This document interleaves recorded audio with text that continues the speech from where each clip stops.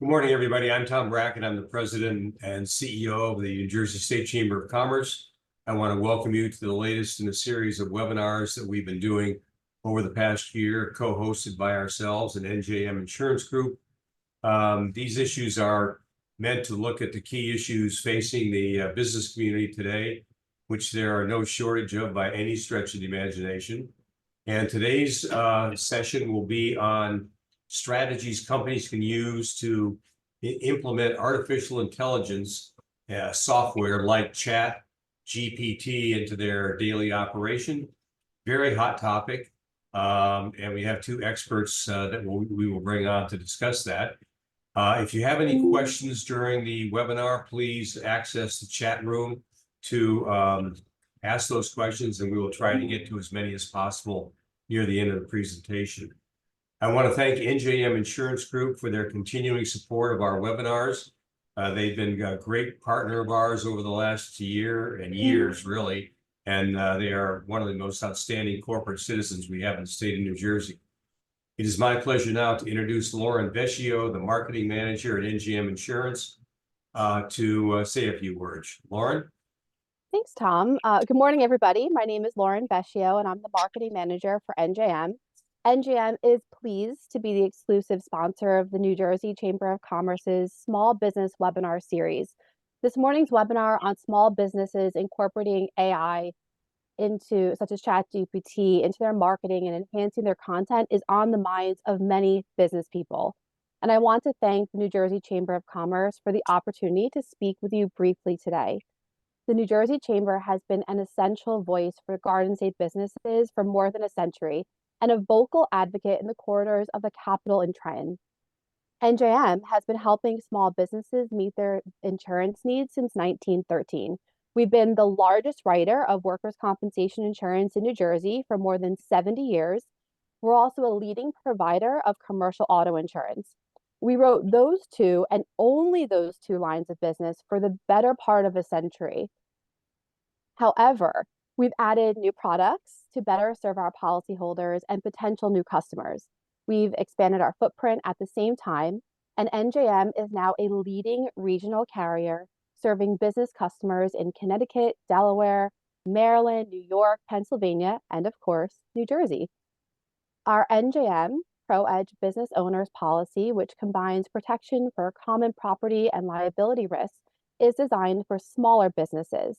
The NJM ProPack Commercial Package Policy protects mid to large-sized businesses against property and liability risks. NJM business policyholders receive the highest level of service, including access to our nationally recognized claim service and certified loss prevention specialists. This focus on safety, long an NJM hallmark, helps business owners identify and correct workplace hazards before accidents occur. And if an injury should happen, our claims and medical services professionals work to mitigate losses and contain claims costs. We take pride in aligning the right coverages for our policyholders, providing an outstanding customer experience, and sharing profits in the form of dividends. We want to help our policyholders grow and, in turn, grow with them. If you're not an NJM business customer, I encourage you to visit njm.com to either review our agent directory or get a free quote, or contact us with any questions. Thank you for giving me a brief moment of your time to give you my little pitch. Now let's get back to the program. Clayton and Michael will be sharing some very valuable tips on artificial intelligence and applying it to your business. So I'd like to turn the proceedings back over to Tom, who will now serve as our moderator. Thank you. Lauren, thank you. And again, thanks to NJM for your ongoing support of our webinar series. We really do appreciate it, and we look forward to doing more next year. Before we get started, I'm going to ask both of our panelists to introduce themselves, what they do, and give a very brief overview of how small business can begin to utilize AI.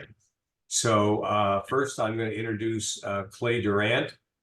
Clay, you want to give a brief introduction and overview? Yeah, hi, my name's Clayton Durant. I'm the Director of Emerging Media and Platform Strategy at MikeWorldWide. So essentially, my job is to not just think about how our clients can leverage platforms to reach our desired target audiences, but also how emerging technologies are impacting day-to-day business structure and the way that we actually go out to market, whether it's for PR services, marketing services, and whatever the case sort of may be. And obviously, ChatGPT and the larger generative AI conversation has been very top of mind, not just for our clients, but also for us as a firm. So right now, I'm working on leading some of the AI adoption strategies, building out small, narrow scoped pilot programs. And we're really excited at the progress that we're making as a firm right now in that space. And overall, it's just given me a very great lens into the possibilities around this technology for small businesses. Thank you, Clay. Mike Cherenson. Yeah, so I am Mike Cherenson. I am the Executive Vice President of SCG Advertising and Public Relations. We're based in Whippany, New Jersey. Also have offices down in Haddonfield, and we're a full-service public relations and advertising agency. And really, we're using AI just to enhance all of our outreach in the paid, earned, shared, and owned media space. And we're also, not only looking how to use it, but also use it ethically. And I think that's one of the things I want to bring up today is some of the opportunities, but also some of the pitfalls and making sure we're using it appropriately. So I'm looking forward to this discussion. Great. Thank you, Clay. Thank you, Mike. Just in the category of complete full disclosure, I am a complete novice in this area. And I'm going to be the moderator of two experts, which is kind of a dichotomy that we will have the next hour. But I will ask some very basic questions of Clay and Mike, and they'll give you some detailed answers and hopefully give you some direction on how to utilize AI in your daily function. It is something that is coming. It's not coming. It's here, and it's growing, and great opportunities, great threats. The key is to use the opportunities and avoid the threats. So with that, let me just kick it off by asking both of you, what would be the suggestion you would give to a small business owner to become introduced to the capabilities of AI? I mean, I can start with that. I mean, my first suggestion is just become native to it and start to dance with it in a very non-threatening way. I mean, it sounds overly simple, but don't be afraid to jump in and ask it to help write a poem, a letter, just some basic tasks just to learn what it's all about. I mean, I don't think you have to go in and ask it for a detailed business plan right off the bat, but I think you have to become native. There's, certainly ChatGPT, which people are aware of, but also Google Bard. And those are two very, very easy entry points. I should note, too, that, while AI, as Tom noted, is quickly emerging, it's been around for a while. I mean, if you go to Netflix and it's recommending movies for you, that's, that's AI. And certainly the algorithms that have been driving a lot of the social media platforms are based upon some artificial intelligence. And I also add that AI is being incorporated into a lot of software and platforms we use every day. For example, a graphic art tool that a lot of people use is Canva, and they're doing a really good job at integrating that. The Adobe products are integrating it. I mean, Microsoft itself, which is a huge investor in ChatGPT, is launching its Copilot, where it'll be completely eventually integrated into your Microsoft suite. And in fact, you can certainly get that today. And Google is launching more and more products integrated with Google Drive, where it'll actually scan all your documents in your Google Drive, so you can develop your own AI, data set and so forth. So, but just as an entry point, if you're afraid of it, just jump in the pool, do something simple. I mean, we'll get into some more detail and some prompts and things, but just give it a shot and ask it to do some fun things just to break down some of the barriers and some of the friction. But I'm sure Clay is a much deeper, broader understanding than I, so he may have some more insights. Yeah, and I'm not sure if you guys can sort of see a slide I wanted to bring up here. But when you ask about like getting introduced and sort of jumping into it, before you even have the AI conversation, broader data and just my personal experience is you have to really understand your digital transformation journey before you even have the AI conversation. So what do I mean by that?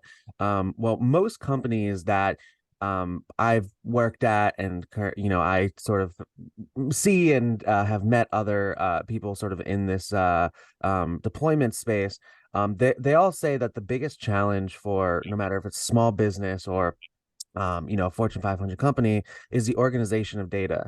So I think it's just really going backwards and really understanding where is your data currently sit? Is it in multiple different places? Is it in a OneDrive? Is it in the Google Cloud?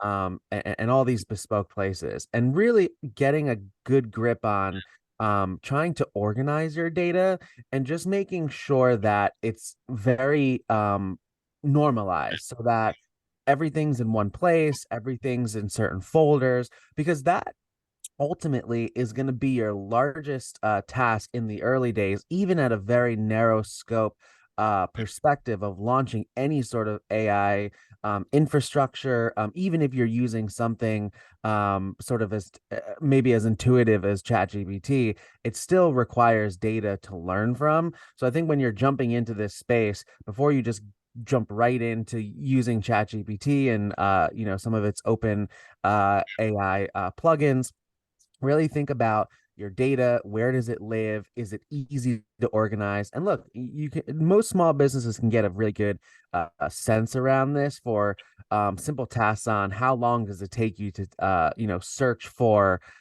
certain materials, right? So you might have a Google Drive that has tons of folders, but it's not terribly organized, right? That would be the first place that I would start, because the more organized your data is, the better opportunity that you have to really leverage the overall power of artificial intelligence. And again, this slide sort of shows that at a little bit of a high level, is that when you look at the industry, particularly around PR and marketing for at large, obviously we're very bullish about the technology, but most are actually where they're finding the most friction is around infrastructure, talent, and the technology perspective from artificial intelligence. And I'll tell you, I think infrastructure is everything. And that's really where I would start. I would just really look at your data pools and your data lakes and just really understand, is this organized? And then starting there.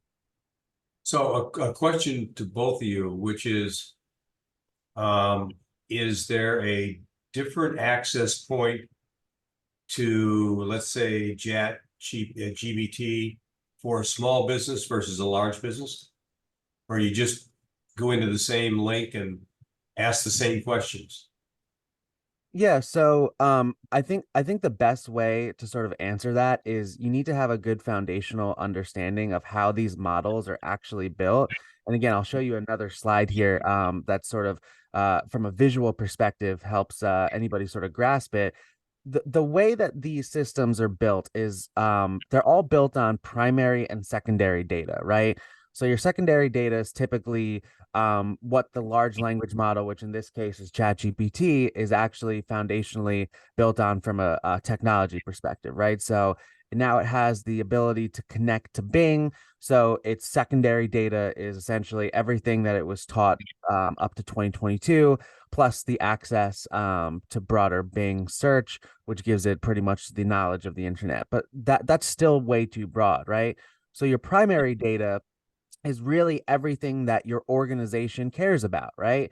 So you really have to think through, again, a very narrow scope and thinking, what am I using this AI for? So in our space in PR, one of the first areas that we've actually explored has been actually writing pitches for reporters that can use past pitch templates as well as secondary data around successful pitches, around what reporters have actually been talking about in the media in real time, and combining both of those sort of bespoke pieces of data into an LLM like ChatGPT, so that when you go and interface with it, let's say you draft a press release for this new XXX project, right? Whatever you want to call it, it actually will output a first draft that's not just relevant based on what the large language model was broadly trained on, but more specifically what it was trained against your actual company data. So hopefully this visual sort of answers that question a little bit, in terms of making sure that whether you're a small business with two to 10 employees or you're Amazon, everything is based around how you actually train a model. Right. And training models actually isn't as complicated as you think. You just need to, again, just go through your Google Drive, organize your data, get a good sense for what sort of data sources do you need to input, and ultimately what are you asking this AI to actually go and do. Mike, you have any comment on that? Yeah, I mean, so, and Clay, correct me if I'm wrong. So really, I think the key is, one, the AI, it can be pointed at as Clay noted, the larger data set, which is, Bing or Google or all that's on the internet or all the that's available, or you can turn it on with your own data and use it just to kind of pull off of what you have already. And Google has some tools, and both Microsoft and Google and ChatGPT have tools where you can kind of just look at your own data and inputs. But then also, I think the more the one everybody kind of talks about and knows is the one where you go to ChatGPT and ask it to create a song list for Spotify. Yeah. I mean, so there's two versions. I think one is I think more approachable. That's the kind of the consumer version of it, which is ask it to run prompts to help you make decisions or do various things, and that's based on the larger data set.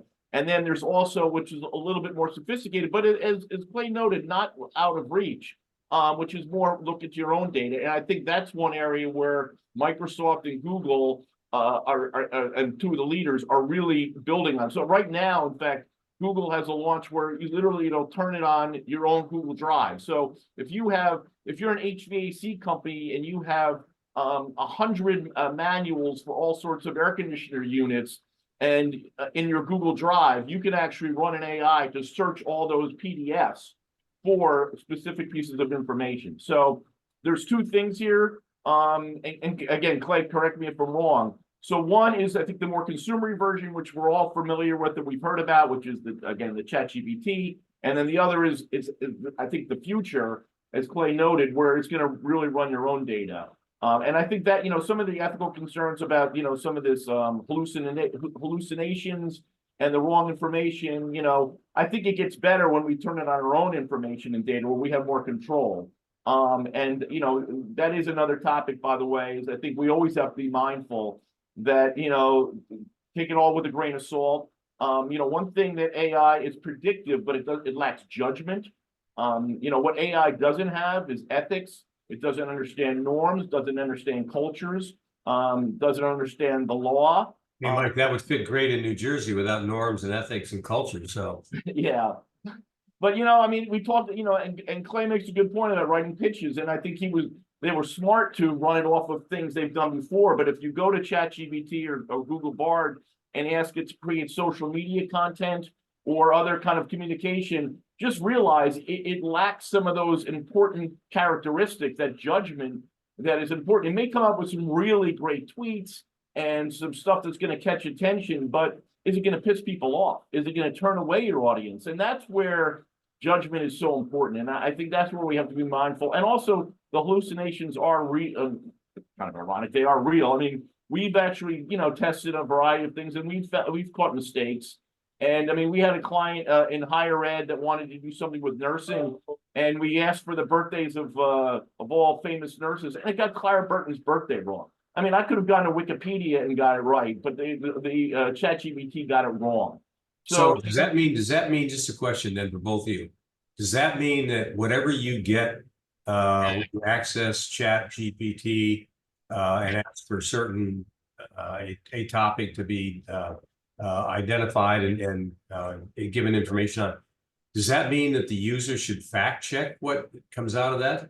Yeah, I mean, look, I'm a very big proponent that there's very small things that AI can do from start to finish without a human touch sort of integrated into it. And most of the time, where that's happening is more robotic process automation. So you're dealing with, transactions or things that, are more sort of quantitative based. Anytime you're dealing with anything qualitative, information or perspectives, or even writing social copy or any of those sort of things, you need a human sort of touch involved, right? So when a lot of people think about AI, they just think about output done, right? That's never the case. The beautiful thing about ChatGPT and LLMs at large is that you get an output, right? Say you don't like this part of the output, right? You can interact with that output.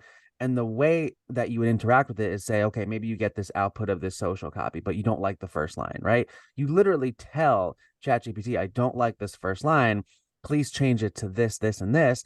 It's a circular large language model where it learns from the next set of prompts that you're giving it, right? So the more information and the more context and the more times that you interact with it, the better the system's actually getting. Because in the very bare bones beginning, I always tell everybody this, that ChatGPT is no smarter than a 2-year-old child. It just has a ton of information. It's really good at processing, but it has no context, right? So the sort of model that I had shared before, it's circular. It really learns every time you're going in and building around it, but ultimately the foundation of what you're getting out of it to limit particularly that hallucination problem is really critical. Because if you're just asking LLMs, what are the best tweets I can write for this, it's going to pull from a variety of information that's not giving you any context.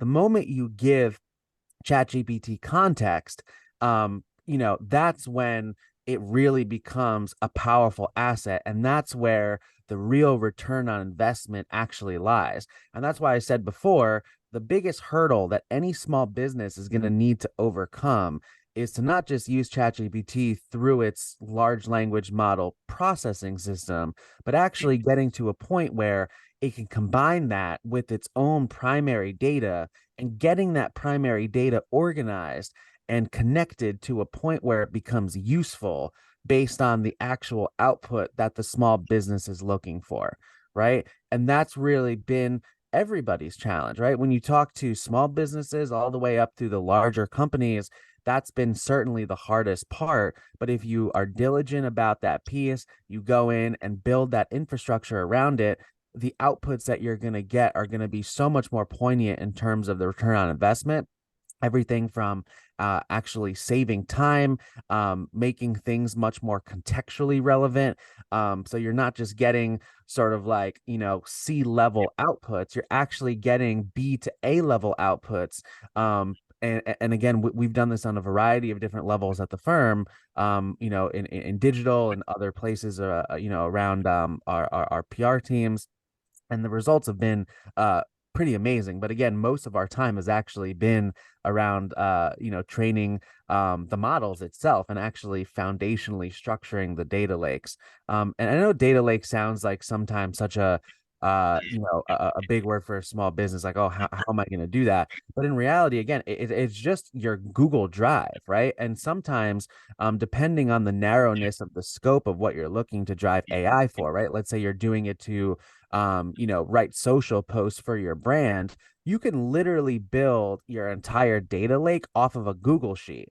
So just literally putting up, organizing your Google sheet, connecting that to ChatGPT, it will learn off of that Google sheet. And as long as you have a process for inputting stuff into that sheet, whatever those variables may be, right? Maybe it's past social copy so that the large language model knows the tone of your business, right? Maybe it's messaging that your business has around certain products or certain subjects, right? Whatever the case may be.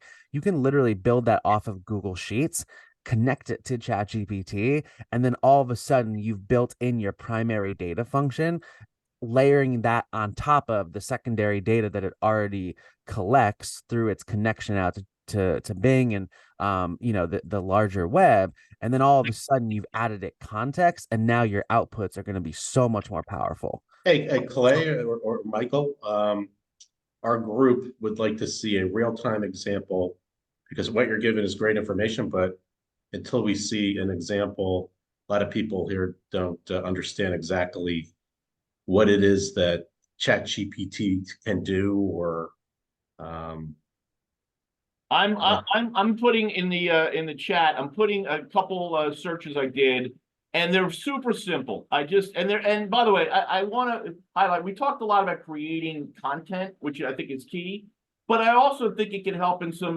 you in business planning and decision making. So I put one up, for example, if you click on the first link, and I use Google Bard in this instance because it has a very cool tool just to be able to create a public link and share it. But about you're an HVAC company, and just to help you build a business plan. And and again, as Clay indicated, certainly don't take this all with a grain of salt. And if you can connect it to some of your own data, it will become stronger. But I just use this on some of the public thing. The first and foremost is always assign a role to when you're writing a prompt, then give it a task and an output. The other one was actually about a pizzeria, and you're going to look to buy a pizza oven, and what biases could impact my decision to buy the pizza oven, and how do I overcome them? And so in other words, yeah, there's going to be that anchoring bias. Okay, the first salesman who's selling me the pizza oven, I might hook onto that and never change. Or the sunken cost. I've already spent 2 days with this salesperson. I let me just buy it. I mean, but if you can, so just by using this to just enhance your own expertise a little bit, or even SEO. There's another one with just the SEO. If you have a healthcare practice. I just ran a couple off the top of my head that you could use tomorrow. And you can change the name of your business, but I think that it's really, you're only limited by your creativity. And I think aspirationally, everyone wants to get where, as Clay noted, where you're pulling off your own data. But there are things you can do right now at the end of this webinar, if you're not there yet, where you can certainly enhance your business. And you can do it with role playing. You can ask it that you can ask it if you're, for example, if you have a common problem where maybe your employees are having, what are the top 10 challenges you're having with employees, and ask it to help you develop some ways to mitigate or to deal with it, or messaging, or whatever the case may be.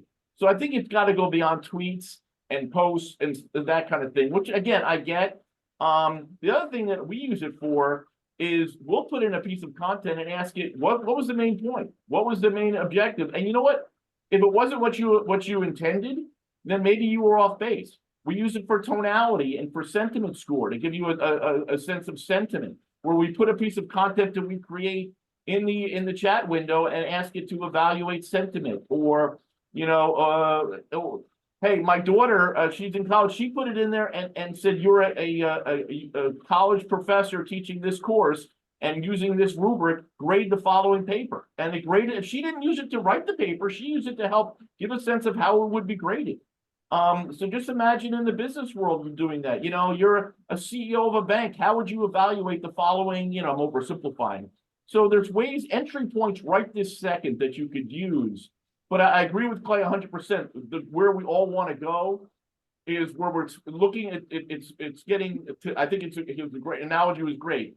CB data to AB data, and outputs. That's what we want. And I can show you a real-time example, right? So I'm sharing my screen here. One of the tasks that I had to do is, at the firm, we run a great newsletter. I highly recommend that you all subscribe to it.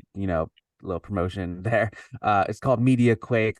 We actually talk a lot about ChatGPT and LLMs, but realistically, it's just a newsletter where we are looking at sort of the digital transformation of emerging media. And I had to pull all this data around the newsletter, and instead of just going through Excel and dealing with all of these different tabs and things, I uploaded through ChatGPT's data analysis function, the actual spreadsheet of all my data. And the first thing I asked, as you can see here, is, can you look at the first tab and give me 3 interesting insights about the growth of the newsletter, right? Because I needed to sort of get my head around where the growth of the newsletter was, right? So you can see here that it took all of my data that I had normalized, set up a graph, and then gave me some interesting insights, right? So it said that, in July, I saw the highest amount of increase in subscribers, around 50%. And then it sort of, downgraded from there. And then it just gave me a couple of other interesting contexts. But then I said, can you give me 5 to 7 qualitative insights about the data around the growth of the newsletter? I need interesting stats to show our work, right? So just to kind of, again, I'm prompting it back and forth. So you can see that I'm not necessarily totally satisfied with this, although this is an accurate description of the actual growth of the data itself. I just need to get a little bit more granular. So it showed me, what it's going to calculate, and then it said, let's go and calculate these insights. But then I realized that it was calculating the insights for the entirety of the newsletter, right? And that I needed a certain time period, right? So then you can see I come back here and I say, I only needed insights from December 2020 through December 2023, because there was a lot more data there than I had actually needed to go and calculate. So then it recalculated all of those sort of metrics into the top 7 things that I need to know about my newsletter data based on the time description that I've been given. Now, I really wanted to specifically know more about the average amount of subscribers we gained from December 2022 to 2023, right? And then it again started to prompt me, and then I had to continue to sort of go back and forth with it.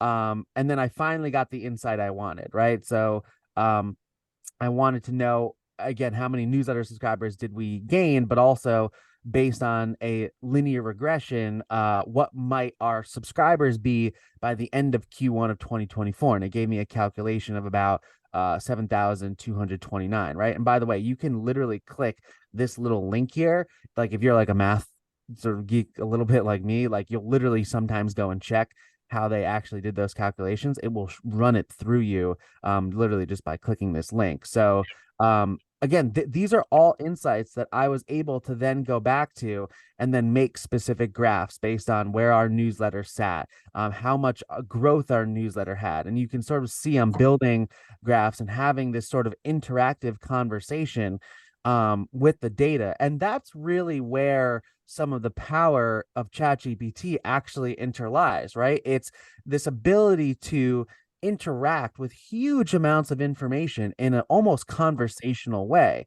The question becomes, what are the right questions and prompts are you actually asking it, and making sure that you don't just say, let me ask it one thing once to get the first output. Sometimes it might take 5 to 10 times of you asking it different things and getting different responses and tweaking how it's actually outputting a certain statistic or a certain metric to make sure that you're getting the thing that you're actually looking for. So again, if I'm a small business today, dealing with all of the massive amounts of data that you guys deal with, particularly on the marketing end of things, I think that you can easily start to integrate all of your data into just a simple Excel. Use ChatGPT Plus and its code interpreter, which is now called data analysis, uploading all of your data and actually having conversations with that data. So Clay and Mike, here's a question. The benefits of this, I think you are articulating very well. I mean, the capabilities and the enhancements it can give to businesses is enormous.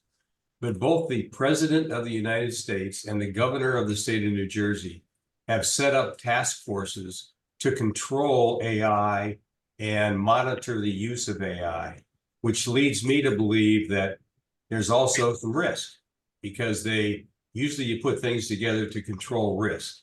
So what do you think are the reasons that both the President of the US and the Governor of the state of New Jersey has instituted task forces to control risk of AI?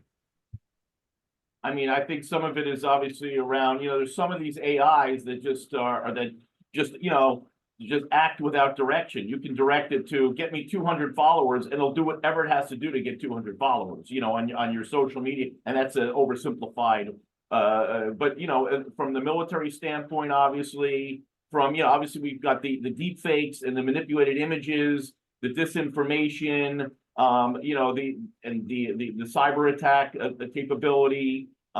So certainly the things, and I'm sure Clay could go deeper into that. But I think a lot of the concern is just, if it's used for some of these, as it relates to attacks on the electric grid, and we're seeing it already. I mean, people, some of these bad actors around the globe are already using it, and just trying to in cyber attacks, and all sorts of things. So, and maybe I'm sure Clay could build on it, but I think, certainly the things we're talking about here need to be, regulated, and there need to be guardrails, but I also think the big concern are some of these major, things, related to security and copyright laws. Obviously, there's been some high-profile lawsuits about copyright, and so, but maybe I'm sure Clay could add to it as well. Yeah, when I think about why they're creating these task force, first off, kudos to them for doing so, right? Um, the reason is, in my opinion, is from an economic side, right? You have a technology that, in my opinion, is going to fundamentally change the way that people work, right? The same way that the internet opened up an entire new economy. This is going to literally fundamentally change the way almost every person works, whether you're in accounting or you're in marketing and PR like we are. So I think that there is sort of this innate fear that AI is going to take jobs. And I think that they are setting up these task force to ultimately monitor that, there isn't that sort of future. But what we're actually seeing on the ground of implementing these things is that AI is not taking jobs away. What it's really doing is it's reimagining job descriptions. And in my opinion, I think once we, particularly small businesses and medium-sized businesses get their sort of hands around the technology and really start to leverage it, I think it's going to make everybody's job better. And one of the things that I always see in that space is, even through the employee interactions that I have, everybody has a piece of their job that they just don't like, right? And most of the time that we, when we have these sort of broader conversations, it's pieces of the job that are very mundane and sometimes very repetitive, right? Sort of very robotic sometimes in nature. So can AI come in and help like deal with those things that we don't like so that we can go and spend more time on the things that we do like? And that ultimately is sort of the future that I'm really bullish about. And that's where I think AI can sort of help take us in making our jobs more interesting, more engaging, and just making it everybody more competitive. And quite frankly, I think, despite all of the, ethical concerns, which absolutely there are some, right? And training data, it starts there, making sure that, you have unbiased data, making sure that, you have checks and balances, which is why the human touch point is so critical. I will say that I think what AI is going to do at large for small businesses is democratize human capital. And that is going to allow small businesses to scale in a very quick way that might have not been able to be done in the past. I think it's going to make the ability to start a company much more feasible. You might need less capital. You might need actual less heads to get something going. But again, it's going to put so much more emphasis on these soft skills that I think sometimes are not as focused on when we're talking about sort of this AI revolution. It's going to make dealing with people much more important, building relationships incredibly important. All of those things that, we sort of talk about in this soft skills bucket is just going to make it just much more hyper focused. So that's really my take on that space. But ultimately, I think it is necessary to have a task force. Do they have it completely right? My honest opinion is no. I think they're a little bit behind in how fast this technology is moving. But ultimately, I think it's also going to be about reskilling too. Like we're going to have to really take a look at how are we going to reskill a lot of different employees that across different industries that are going to have to touch this technology. So ultimately, that's really why I think they're doing it. Are I was there, with students a couple of weeks ago, and we were talking about this issue, and one student said to me, I'm not going to lose my job to AI, but I'm probably going to lose my job to someone who knows AI better than I do.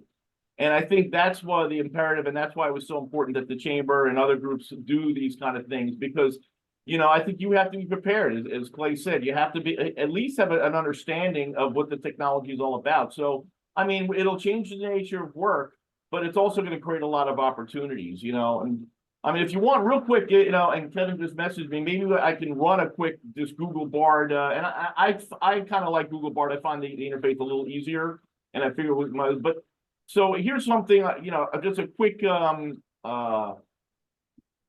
don't know if you can see my screen. Can you see my screen? Yes. Yep. Okay, so here's one. Describe key steps a senior in high school goes through when interacting with a potential university. So by the way, you can change that to any name of any customer, or your pizzeria, or whatever the case may be, from initial awareness to becoming a student, or you can change that to customer. For each step, a note to customers' emotions, pain points, questions. Again, it's just going to help you think through a problem. And here's what we're going to watch it in real time. So it's giving me, I think this is kind of interesting. If you work for a university, and by the way, again, you could replace this with customer at a pizzeria, a client at a law firm, whatever the case may be, and it'll just help you understand their journey and how they might get to you. Now, is this going to change your business forever? I don't know, but it gives you at least a tool to make better decisions, a tool to help you, enhance your business. I can share this, and I can share that the prompt, and feel free to tweak it for yourself. But I think that's just a simple way people can use it right now, right this second, as they end here. How do my clients get to me? How do my customers get to me? And what can I do to better understand that? And again, to Clay's point, I could have kept interacting with it. And you could really use it as just an effective tool for helping you grow your business. And I think that's one reason so many people are on this post. How do I use it right now to grow my business, to make better decisions, to help my clients, to help my customers, to help everybody? So, and I want to add one more thing too. I know we're kind of getting close to time. We talked about some of the biases and some of the pitfalls. Some of the graphical, and there's a lot of tools, by the way, to help create graphics. A lot of them are being embedded now, I said, in Canva and in Illustrator and things like that. But they're finding, and the Washington Post did a really interesting story on this, that, for example, in the Washington Post, they asked it to create a graphic with nurses. Well, they were all women and all white. Create a graphic of doctors. Well, they're all white and all men. And so it has a built-in bias. So I think people have to be very aware that, that AI has a bias. And so, and I think Clay and I both have emphasized that. That's why I think, eventually you want to get to just pointing into your own, or as much as your own data as possible. But I think we all have to understand that. But, hopefully I've shared a couple tools. I also shared in the chat a couple search engines to help you find AI tools. I shared 3 of them. There's an AI for that and all that. So you can actually search that and find tools that are specifically focused on, if you want to edit video. I mean, there's a lot of, for example, a lot of people create long form videos, but they want to cut it up for social media. Well, there's an AI for that, where it'll go through and pull out key things. There's, an AI for everything now. And trying to keep up with it is, I remember back in the .com bubble, you would see these ads on TV, like, I don't even know what that is, and I think we're seeing that in the AI world, just so many AI. So, and listen, I think we all have this kind of fear of missing out if I'm not doing everything everybody else is doing. I started with just some simple ways to get involved. I truly believe that eventually it's just going to be built into things. Google is just going to be integrated. Microsoft is being integrated. All the platforms we use, it'll be integrated.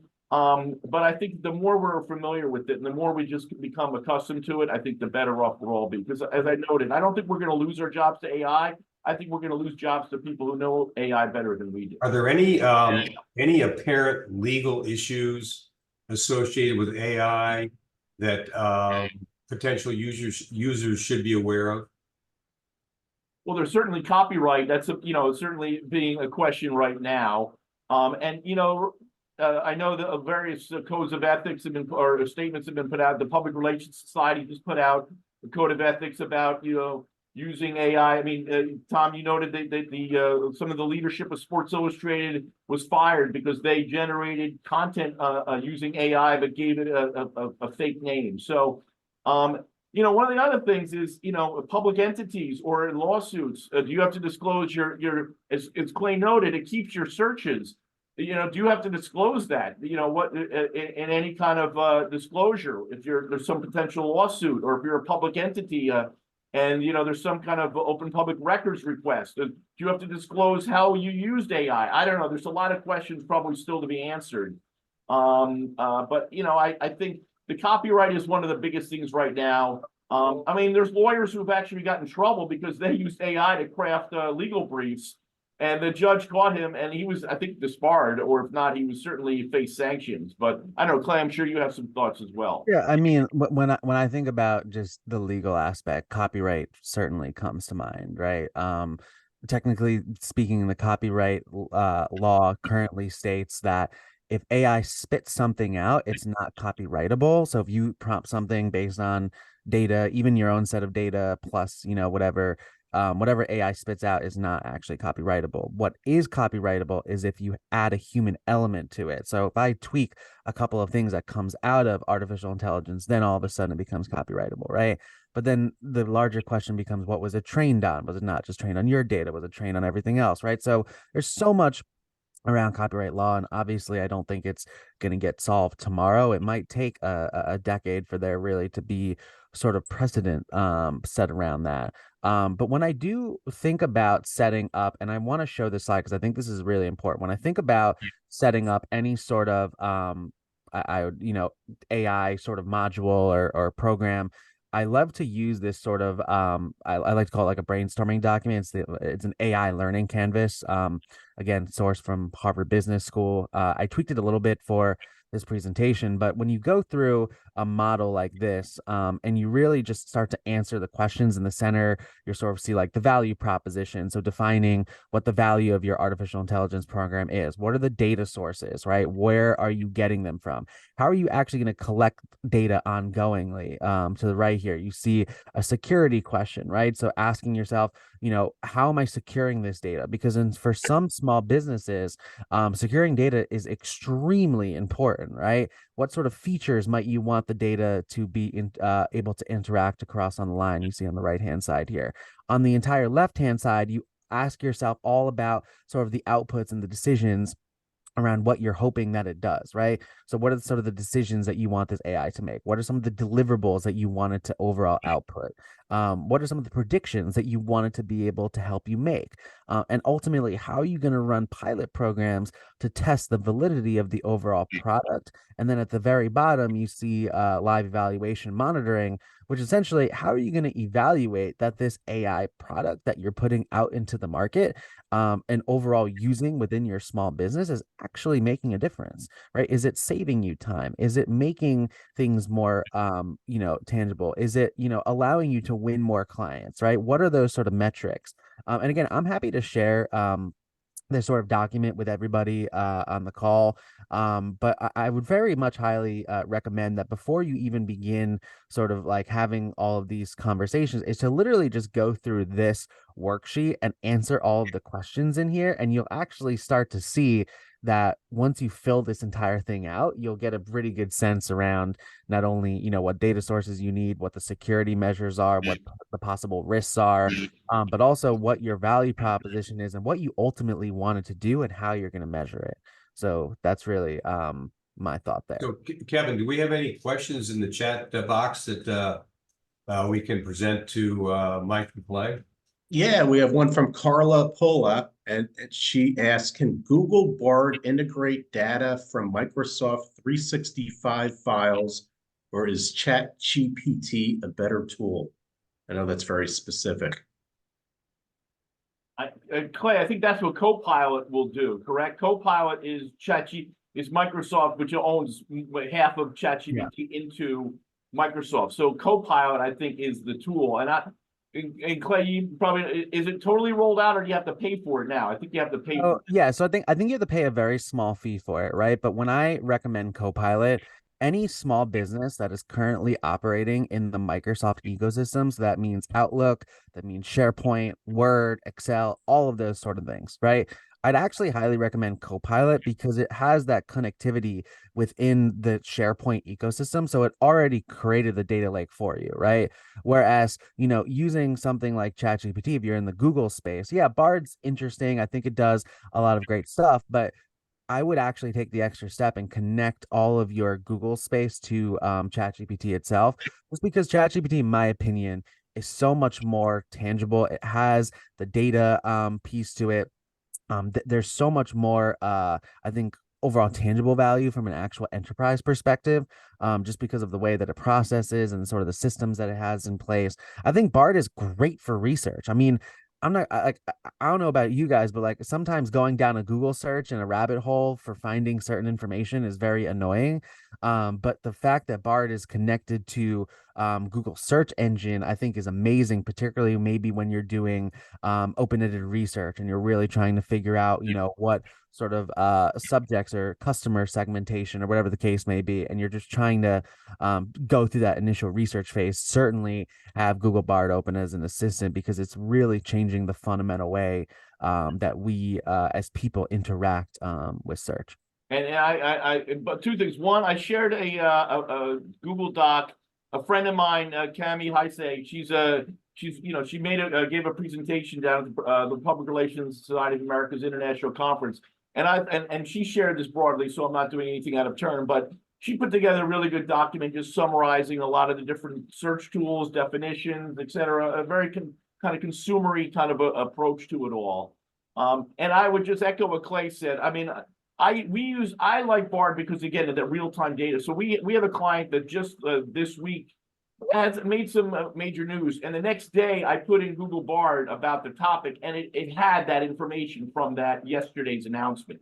So it was real time. So if you're, that's where I think, but I think the Copilot is a huge opportunity and something people should definitely look into. So we're running out of time, and we have a few questions on sales, like any recommendations for automating sales processes? I mean, listen, using AI. Put together, email pitches. You want to, you input, the cadence of emails or pitches you want to do. It'll help with messaging. I shared one example of understanding the client journey. I mean, obviously, if you can pull some data from your Google Analytics, obviously you can, use it to, if you're using LinkedIn, I mean, for content generation, there's 1,000 ways. I think, just honestly put in and assign a task to it. Say you're the sales director for a car dealership, whatever your industry is, based in North Jersey. We sell whatever. I mean, the more information you put in, and help me develop a sale. And as Clay noted, just keep asking questions, follow up. I mean, treat it as somebody else at the conference room table. I mean, but I think it eventually we all want to get to where Clay was talking about, where it's pulling on our own data. But today, right now, if you want to do something and you just want to become familiar and native to it, just give it a roll, define, and give as much information you can, and see what it comes out, and be willing to play with it a little bit. Yeah, and I will say that, like, I think Salesforce has a pretty good product right now out in the market, which is sort of like, I think they actually did a contract with OpenAI, so they're using a lot of that sort of infrastructure. But if you're sort of trying to do it, with yourself, again, start on the Google Sheet, right? Like literally just make tabs of all the different data sources that you have, right? So maybe, your current sales, maybe the data that you have around all of your socials, maybe, second party data around research that you have around your customer segmentation, right? Just add all of those into a Google Sheet, and obviously, format it, make it, readable, and normalize it and all. But then connect that Google Sheet over to ChatGPT, and then all of a sudden you have your first party data integrated and layered over the second party data, which is, the connection that ChatGPT has to Bing. And all of a sudden you've built your like AI infrastructure to ask it some of those sale questions. Now, the big thing with sales that I would probably recommend is you have to have a very, very good process around inputting sales data in real time and making sure that the data is obviously good data and that it's not just being inputted improperly. Because if you're making decisions and taking considerations of what this AI is coming out with as an output, let's say, where should I invest more advertising money in product X or product B, right? you really need to be making sure that your data is very relative, and making sure it's inputted properly and inputted timely too, right? So you might need to deploy somebody to make sure that's double checked and all of that. But again, just use the model that I shared around just focusing on those data lakes at first, the process of inputting data, and use that sheet that for the brainstorming document around how are you going to collect and input data on a timely manner, and who's going to vet that data to make sure that whatever you're training your ChatGPT or Bard or whatever Right. using.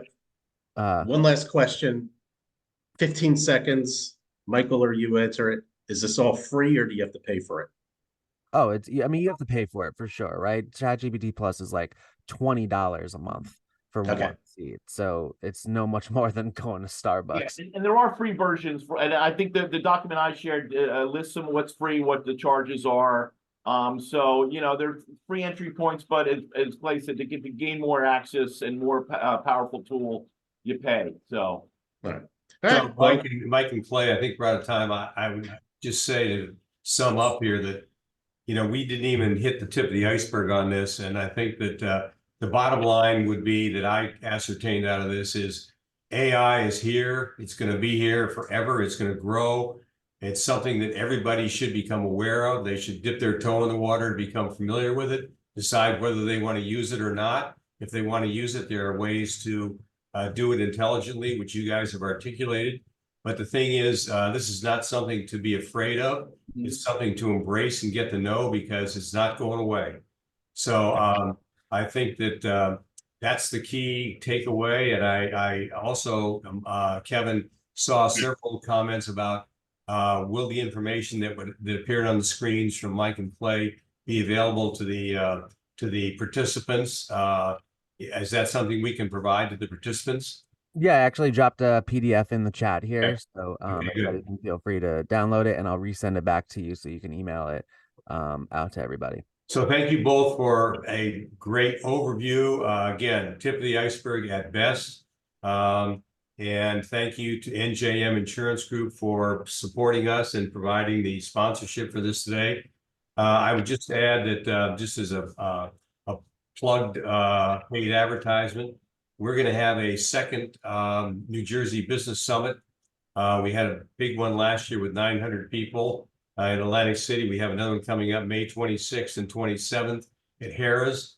I'm sure AI will be a topic among many other pertinent topics that we raise in that forum. So please go to our chat room. You can find out information about that. It's going to be a very big event talking about a lot of the positives of New Jersey and the positives of businesses in general, AI being one of them. So thank you all for being participants today. And thank you to Clay and Mike. Thank you to NJM. I hope you all have a great day, and stick your toe in the water regarding AI. Thank you very much. Absolutely. Thank you all. Everybody. Cheers.